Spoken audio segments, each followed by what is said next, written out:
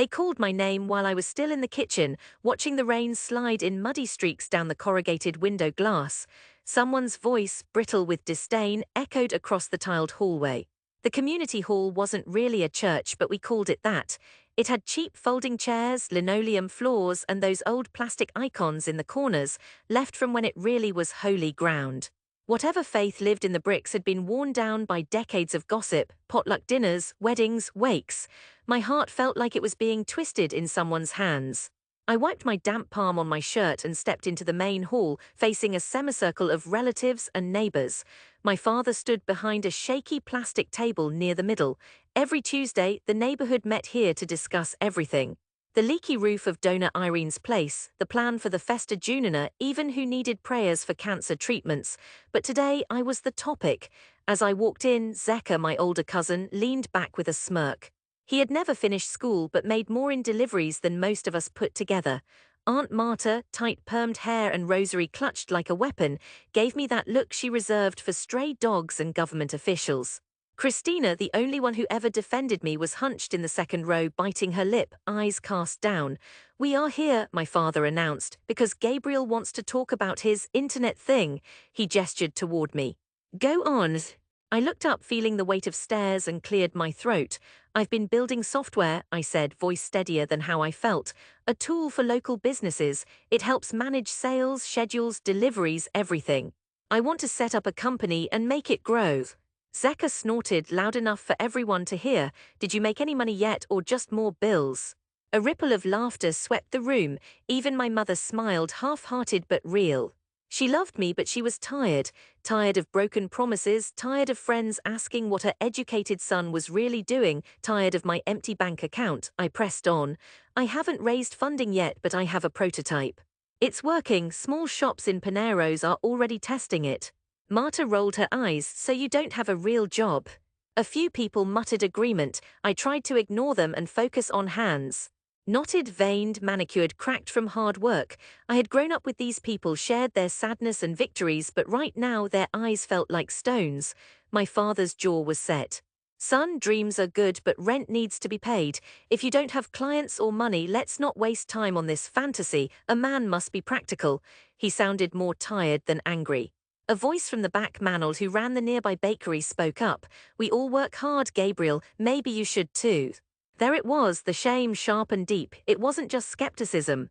It was the unspoken judgment that I was lazy, delusional, a freeloader. My face flushed hot. I wanted to argue, explain SaaS valuation multiples and digital transformation, but I could see it was lost on them. My world, a tangle of code and recurring revenue dashboards, wasn't real to them. They only saw the empty wallet, the borrowed shoes, the meals my mother sent me home with so I wouldn't go hungry. Christina's eyes found mine at last, but she said nothing. Later, outside, I heard raised voices through the rain as my father told her not to encourage me. I walked home, shoes leaking, feeling my dream flatten under every step. The months that followed were a blur of half jobs and sleepless nights. My room in the apartment was stifling, full of the hum of 3 laptops and the smell of instant coffee.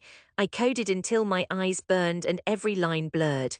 I sent pitch decks to investors in every continent, rewriting and reformatting until the words meant nothing. Mostly I got silence. A few wrote back with pity. In November, I landed my first real client. An artisanal ice cream shop in Villa Madalena. With the contract came a tiny check. I showed my mother the proof, hoping for a glimmer of pride. She smiled but said, "Let me know when you have enough for rent." I tried to ignore the grief that bloomed in my chest whenever I thought of the community hall, the smirking faces, Zeka with his car full of parcels. I forced myself to think bigger, to imagine a future where they would see me not as a disappointment but as someone worthy. Those early years were sharp with hunger, literal and metaphorical. I missed parties, birthdays, weddings. I missed being part of things. When my laptop finally died, I borrowed one from a college friend. Sometimes I sold my old clothes to pay for AWS credits so my prototype wouldn't crash. Christina sent me quiet WhatsApp messages. "Keep going, don't let them grind you down." Once she slipped me a 50 real note tucked in a card and said it was for luck. I wanted her faith to be enough. Sometimes, alone in the city's neon-streaked night, I pretended it was. One day, after 2 years of pitching, a North American angel investor wired a few $1,000s to my account. It felt like a miracle. I left the bank, walked through Paulista lost in a fog of disbelief. I could breathe again. I took a bus back to my mother's house, handed her an envelope with 3 months' worth of rent and utilities. Her relief washed over me like an absolution, but she still murmured, "Don't let it all slip again." Company registration, hired a developer, signed my second client and then a third. Work bled into every part of my life. There were no weekends, no time to waste on regrets. Every contract lost hurt, the sting of close calls from bistros or shops that decided it was just too risky to trust a nobody. But slowly, steadily, the little pieces came together. My software grew. I learned to sell, to listen. I tried to stay open, to remember humility when nothing was working, and to find purpose beyond my own hunger for approval. By year 4, something shifted. Larger shops wanted in. I hired an operations manager, then a salesperson, then a customer support staff. My father found out about my office, one room, shared with 2 other startups, holes in the ceiling, AC that worked half the year. He never visited, but he stopped making jokes about computer viruses. Investors started messaging me on LinkedIn, seed rounds, workshops, a hoodie with my company's name. Sometimes, walking alone at night through Consolaso, I would feel the pain of the early rejection flash up, grief not for what I lost, but for how small and invisible I had felt. All that time, I thought that making it would cure me. But even as traction built and real revenue flowed in, I carried the silence of that church hall in my bones. Christina was still the one who kept up with me. She landed a job teaching English at a local school. When my company finally passed break-even, we celebrated over cheap pizza and cold beers. She toasted me, laughing, "You did it, Cabra," but I couldn't really believe it. Then, out of nowhere, someone suggested me for a local entrepreneurship award, a councilman whose uncle used our system at his hardware store in Muka. At first, I wanted to say no. Awards felt hollow, self-congratulatory. But Christina pressed me, "They have to see you, it's only fair." So I said yes. On the night of the ceremony, inside the same community hall, I felt my hands tremble. Everything was different now. The floors had been redone, new paint in the corner, but the echo remained. My family filled the first row. Zeka, older and heavier, slouched with that same impatient restlessness. My father wore his only suit. Marta, softer now, sat beside my mother. The hall was packed. Soft light glimmered off the windows, and someone had done a good job with the decorations, paper lanterns, blue and white. I stood at the side entrance, peeking through the curtain. My company name flashed on the projection screen at the back. There it was, proof, blinking and real. Our system was powering 40 local businesses, had created 9 jobs, and grown monthly revenue by 3 times in the last year. The councilman took the stage and began listing accomplishments I still barely believed. Revolutionized how small shops work, showing that local talent can change our city. When he called my name, the hush was total.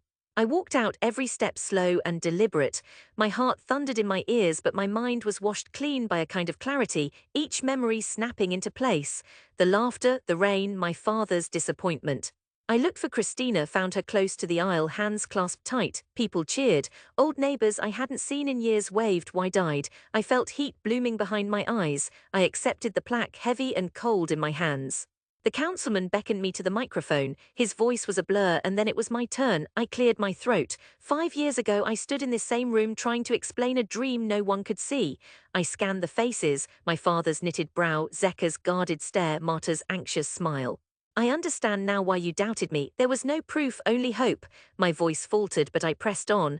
"But some dreams need time and pain to grow strong enough. This," I held up the plaque, "belongs as much to you as to anyone. You taught me resilience. You made me want to prove every doubt wrong." A hush filled the room. Marta wiped her cheek. My father's eyes glistened. Zeka mouthed something I couldn't hear. After the ceremony, people crowded around. An elder I barely knew asked if I could help her son's barber shop. Zeka clapped me on the back, rough but genuine. Even my parents seemed to see me for the first time in years. My mother hugged me in front of everyone, proud, unafraid. Later that night, Christina and I slipped out to the church steps. Rain had eased, leaving the air cool and soft. Silence wrapped us, gentle this time. She smiled. "You showed them." I laughed, not out of triumph but relief. It only took half a decade. She squeezed my shoulder. "They needed to see it. You needed to believe it." We sat in that quiet for a while, watching the city lights flicker. Through the open window, the sounds of celebration carried, stories, shared grief, new hope. I looked back at the hall, the rooms and faces that had shaped my struggle. My grief was still there, part of me sharp but bracing. But standing with concrete proof in my hand, I understood that my victory wasn't about success. It was about finally coming home to myself and learning that redemption sometimes means forgiving not only them, but my own bruised doubts too. For the first time since that night of public shaming, I felt whole. The city pulsed around us, alive, luminous, and I was finally, truly part of it.